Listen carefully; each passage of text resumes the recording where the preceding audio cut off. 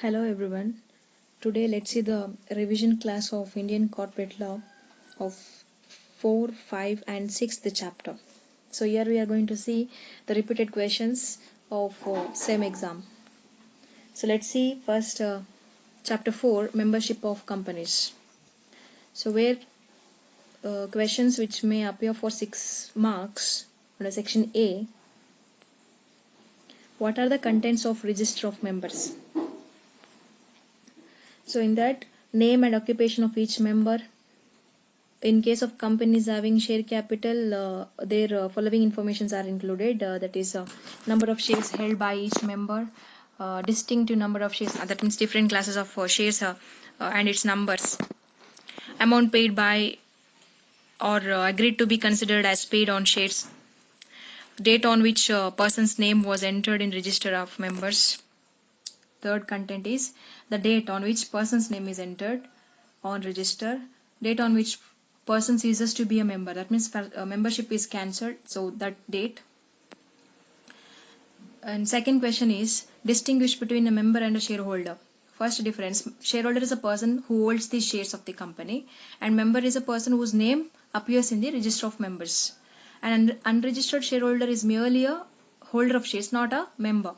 So unregistered shareholder is only a holder of shares, but not a member. A member having share capital is not only a holder of shares but also a member, because he is having a share, so he becomes shareholder, and uh, if his name is entered in the register, then he is a member. A registered shareholder of a company is not only a shareholder but also a member. Registered shareholder means one's name is entered in the register, so he is a shareholder and again is a member. Registered member only a member and not a shareholder, because he's not having a share capital. All companies cannot have shareholders, but all companies will have members. That is a difference. Then third question is what are the registered debentures and secured debentures? Here I'm saying only the meaning. Registered debentures or debentures which are payable to the registered holders are the persons whose name appears in the register of debenture holders. And secured debentures are the debentures to whom any particular or specified property of the company is offered as a security. So that means a mortgage is created on the assets of the company. So such a debentures are called as secured debentures. And fourth question is what are the contents of register of members, and state its importance. Contents, detailed accounts of each details of each member, entry in the register of members. It is a prima facie evidence. It's the first evidence. So these are the importance I'm saying. Entry in the register of members is considered as crucial test of membership. It proves that he is a member. It acts as a source of information and guarantee to the creditors and outsiders to whom and what extent they have to depend. That means it provides information about their shareholdings and amount of shares paid and unpaid. So that information that gives a guarantee to the creditors and outsiders. It also serves the purpose of shares ledger. Then section B, briefly explain the various way by which membership of a company is terminated. By transferring his shares to another on a duly executed form. That means when a person sells or transfers his shares to another person on a duly executed transfer form, his name will be deleted from the register of members and transferee's name will be entered. By virtue of forfeiture of his shares, when the shares of a members are forfeited by the company for non-payment of calls, that time member's name is deleted from the register of members. By valid surrender of shares, when member surrenders his shares where such surrender of shares is permissible, his name will be removed from the register of members. Sale of shares is in execution of court decree or court order. So when a member sells shares because of the court order, then he is not his membership is terminated. By death, on the death of a member, shares are transmitted to the legal representative. So legal representative's name is entered in the register. On insanity of a member, his shares are transferred to legal representative, and legal representative name is entered if he proves his title. On insolvency, the shares are transferred to the official assignee or official receiver through operation of law. By sale of shares by the company in exercise of its lien. When a company exercises its right of lien on shares of a debtor member and sells those shares by giving the required 14 days notice to the debtor member, so debtor member ceases to be a member of the company. On repudiation of the contract of his membership. When a person repudiates his contract of membership on the ground of misrepresentation in the prospectus, he ceases to be a member. When company repudiates the contract of membership with the members, or if a person becomes a member who is a minor, then company can cancel the membership. On transfer of ownership of shares through gift.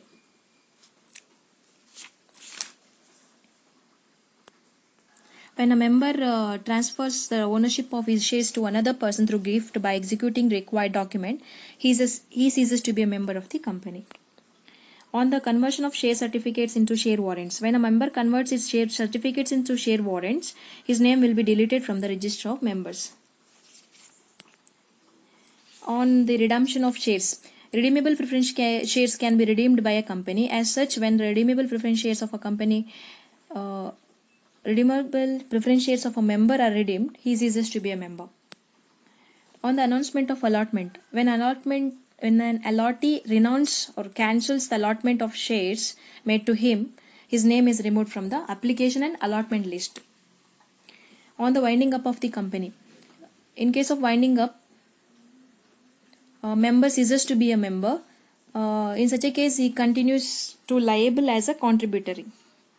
So that is entitled to surplus assets. On disclaimer, when a member is a company, if the company is wound up and liquidator of the company is in winding up disclaims the shares belonging to the company ceases to be a member. B and C section, both section we can expect these questions. That is, explain the methods of acquiring. First one, by subscribing to the Memorandum of Association. By subscribing to the Memorandum of Association, persons deemed to be a member of the company, so his name is entered in the register of members. So a person can become a member by subscribing to the Memorandum of Association. And here he need not to have need not to get the allotment of shares. By agreeing to purchase qualification shares or by becoming a first director. A person who has been appointed as a director or person who has agreed to become a first director, he becomes a member.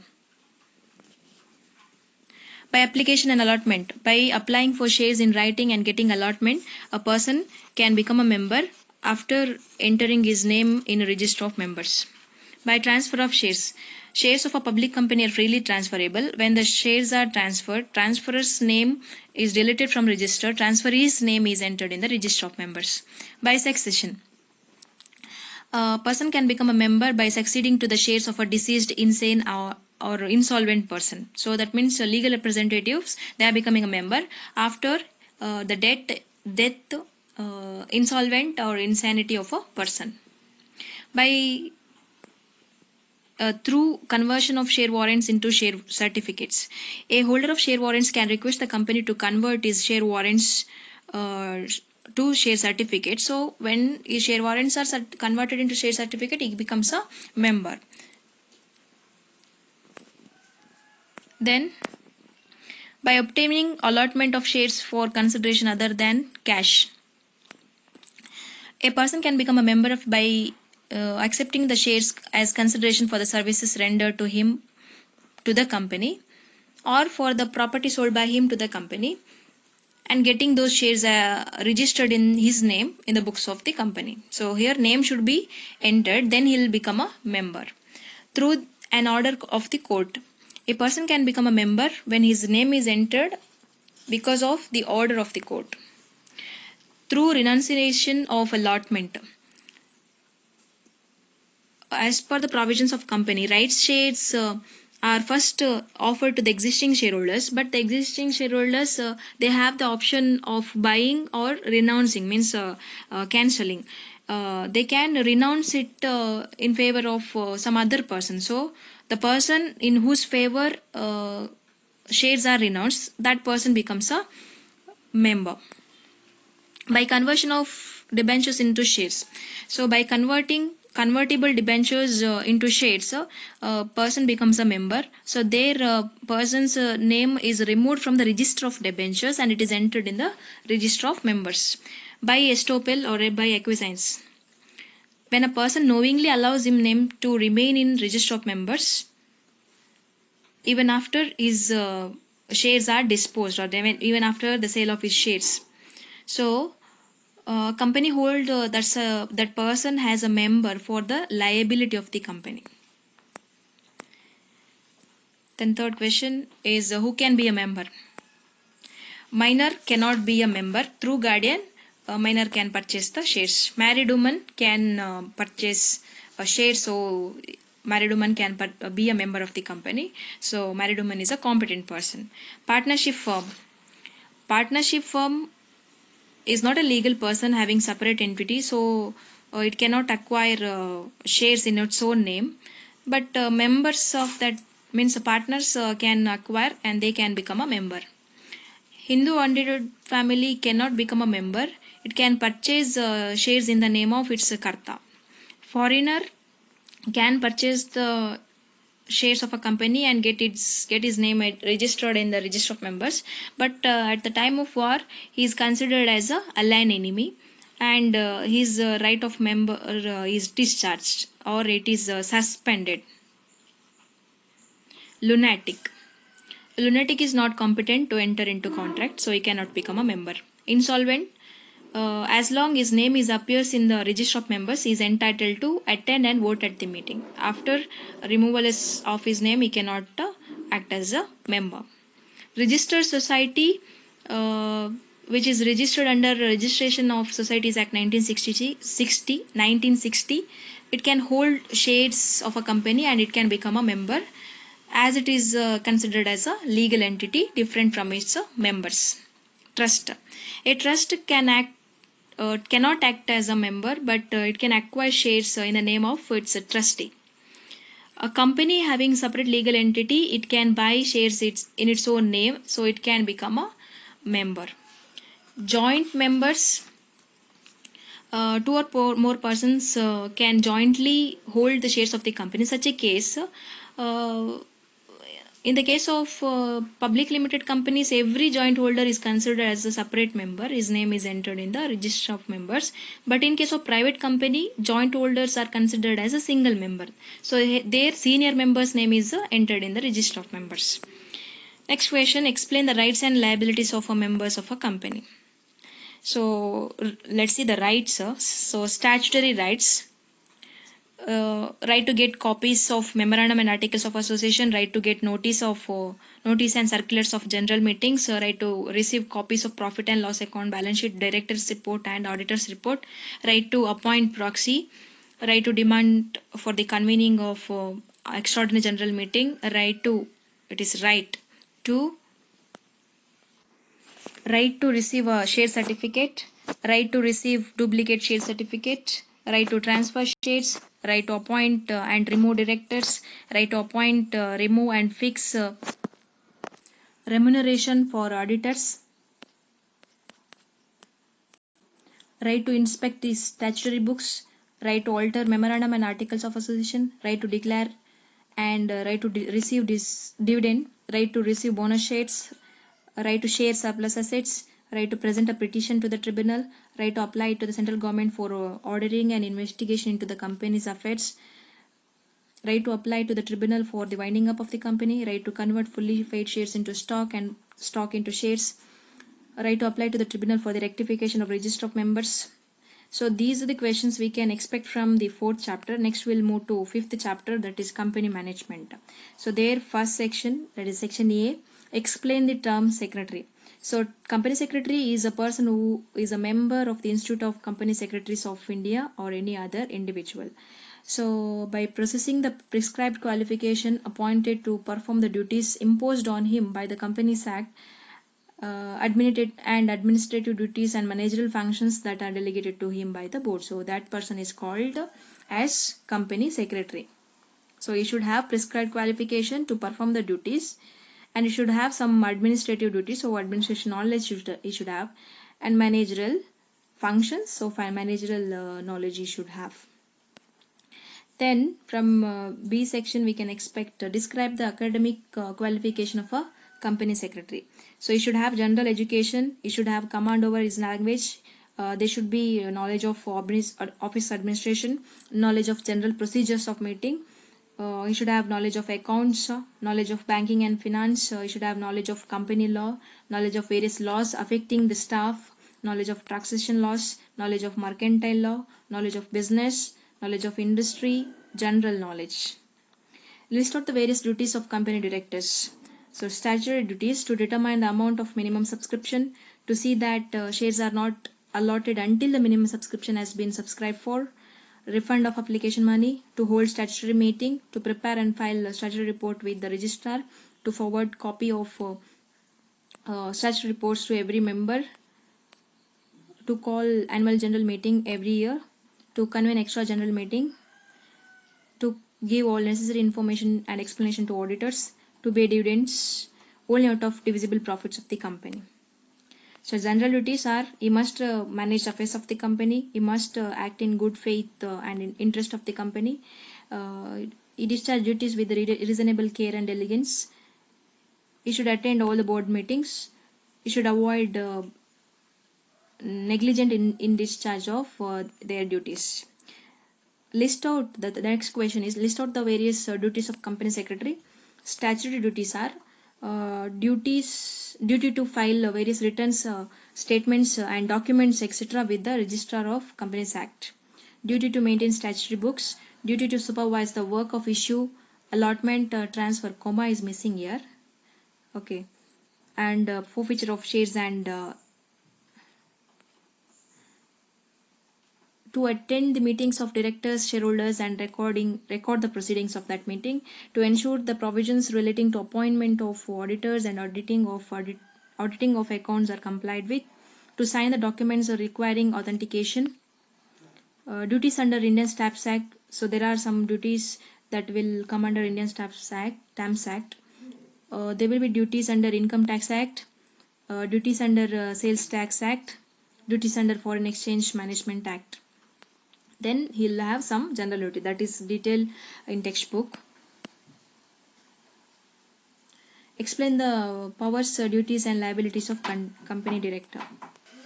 Powers: power to direct and control the working of all departments.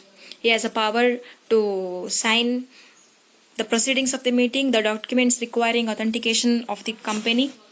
He is entitled to remuneration for services during the lifetime of the company. He is right to claim unpaid salary if it is there during the winding up of the company. He has a right to get notice when his service is terminated, except when he is guilty of gross negligence, permanent disability, serious incompetence, fraud, etc. He has a right to claim damages for wrongful dismissal. If he is dismissed or suspended wrongfully, then he has a right for claiming damages. A right to sign statutory declaration.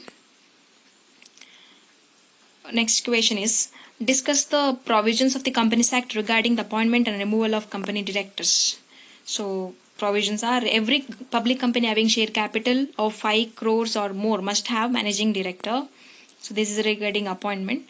Only an individual can be appointed as a managing director. Incompetent person cannot be appointed as a managing director. Incompetent person means a minor, insane, lunatic. Such persons cannot be appointed as a managing director. A managing director must be a member of the board of directors.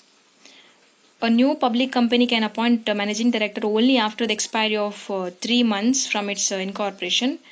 Appointment or reappointment of managing director must be approved by the central government.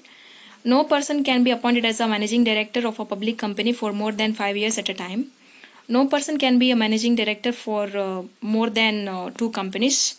A managing director is not subject to retirement by rotation if the services of a managing director or if it is terminated before the expiry of his term, then he may be paid compensation. That means he is liable to get, he is having a right to get compensation for the loss of office. Then sixth chapter, write a note on agenda and quorum of meeting. So agenda meeting, it means a statement of business to be transacted or discussed. It gives information about which are the matters that should be discussed and that should be carried in a meeting.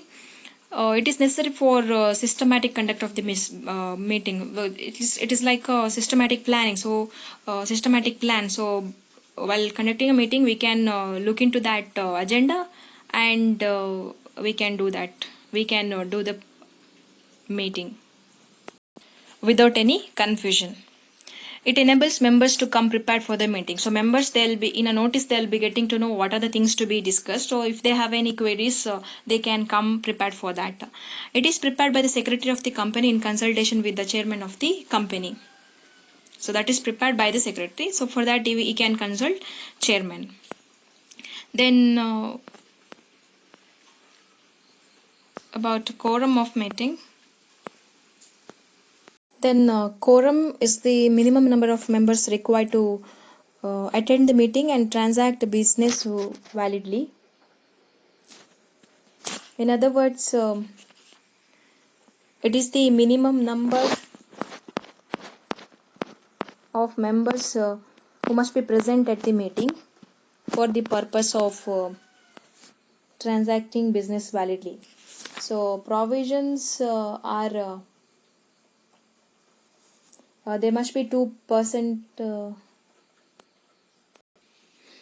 That is two members in case of private company, 5 members in case of public company, and proxy cannot be considered as quorum if articles doesn't provide. The next provision is quorum required to be present not only at the time of commencement of business, but it is required to be maintained throughout the meeting. And quorum should be present. If it is not present within an half an hour of the scheduled meeting, then the meeting is it is postponed to next week of the same time, at the same time and same place. If the adjourned meeting and the postponed meeting, if it is not present within an half an hour, then members who are present in that meeting, they will form the quorum. In case of a general meeting called by the requisitionist, if there is no quorum within an half an hour of the scheduled meeting, the meeting is dissolved, means it is cancelled. And in case of meeting held under the order of tribunal, even a single member who is present in that meeting is present, if it is present in person or a proxy, is considered as forming a quorum. So this is about a quorum. Write a note on proxy. Proxy is an agent of shareholders authorized to attend and vote at the meeting of the company.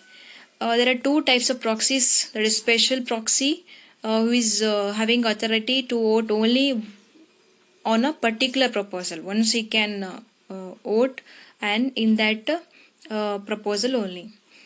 General proxy is that person who is authorized to vote on all proposals in a meeting. Write a note on ordinary resolution. An ordinary resolution is one which is passed by a simple majority of votes of members present in person or by proxy at a particular constituted and a convened general meeting. So simple majority is required for ordinary resolution.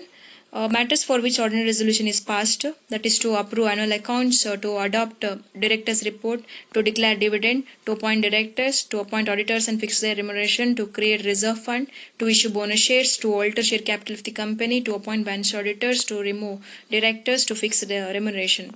So section B, in that first question, there are 3 types. Explain the 3 types of resolution passed at a general body meeting. Ordinary resolutions. So ordinary resolution that I've already explained. So let's see about special resolution. Special resolution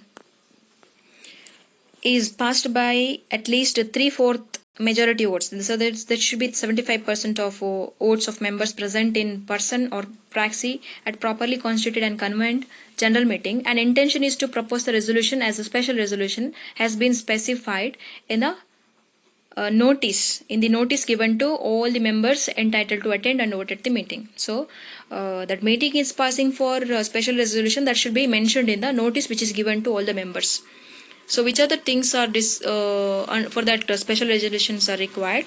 That is to change the name of the company, to change registered office from one city to another city, to change objective of the company, to alter the articles of association, to fix remuneration to directors, to reduce share capital for the voluntary winding up of the company.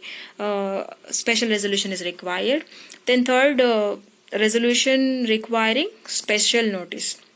It is a resolution for moving of which a special notice is required to be given by a mover indicating the intention to move the resolution to the company at least 14 days before the meeting, and the company in turn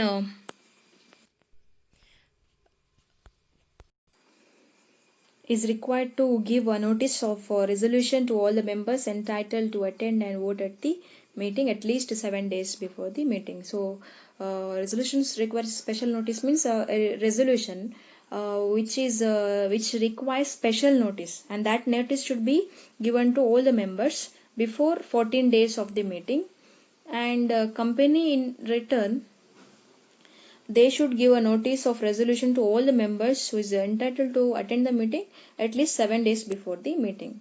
So matters for which special notice required are for appointing auditor other than retiring auditor, to provide that the auditor shall be reappointed, that is retiring auditor shall be reappointed, to remove director before the expiry of his term of office, to appoint another person as a director in place of director's report removed, to appoint as a director certain persons who cannot be appointed as a director in the ordinary course. So then next question, provisions of Companies Act regarding appointment of proxies. So section 105 of Companies Act, Companies Act 2013 has laid down certain provisions relating to proxy. That is, any member of a company having share capital is entitled to attend and vote at the meeting can appoint another person as his proxy. And here, unless the articles of association provide otherwise, a member of a company not having share capital cannot appoint a proxy. So if article of association, if it is not providing, then a member who is not having share capital, he cannot appoint a proxy. A member of the company can appoint a proxy more than one to attend the same meeting. A proxy may or may not be a member. He can be a member or may not be a member of a company. A proxy has no right to speak at the meeting unless articles of association of a company provide. Otherwise, proxy cannot vote except on poll. He can vote only on the poll. He can demand a poll. A minor cannot be appointed as a proxy. An instrument appointing proxy must be in writing, and it should be signed by the appointer. Instrument appointing proxy, it should be duly stamped. Then section C, discuss the requisites of the company's general meeting. So there should be proper authority to convene the meeting. There should be proper notice of meetings, quorum for the meeting, minimum number of person present in the meeting. So proxies, proper person in the chair, agenda of the meeting, motions, sense of the meeting, resolutions, minutes of the meeting. So all these things we already discussed in the online classes. So again I'm not going to explain. So you need to write in exam in detail for all these points because it is for 24 marks. The second question is, explain the requisites of company's general body meetings. First is holding the annual general meeting. It must be held everywhere. Annual general meeting must be held every year. It must be held within 9 months from the date of closing of financial year. Every subsequent next annual general meeting that must be held each year within 6 months after the expiry of financial year of the company, and within 15 months from the date of previous annual general meeting. If they hold such, that means previous statement, hold such meeting, then they may extend that time for 3 months, up to 3 months. The power to call annual general meeting is vested with the directors. If the board of directors they fails, then on receipt of application from the member, a tribunal court may call the company to call such meeting. A notice of annual general meeting. Notice must be sent at least 21 days before the date of meeting, and notice must contain following information. That is, it must clearly specify the notice. It is the notice of annual general meeting. It must state the place, date and time of the meeting. It must contain the statement of business to be transacted in meeting, and with details of the meeting that should be mentioned. It must state the special business if they need to transact it, then all the information relating to that special business should be stated. Approval of any document notice must state the place, time where the document can be inspected. Business to be transacted at an annual general meeting. So which things that are going to be discussed, that should be informed in that new notice. Then regarding ordinary business, special business, then report of directors contain a brief statement on the statement of affairs of company. The amount to be proposed to be carried to reserve fund, that means how much amount is transferred to reserve fund. Amount to be paid as dividend.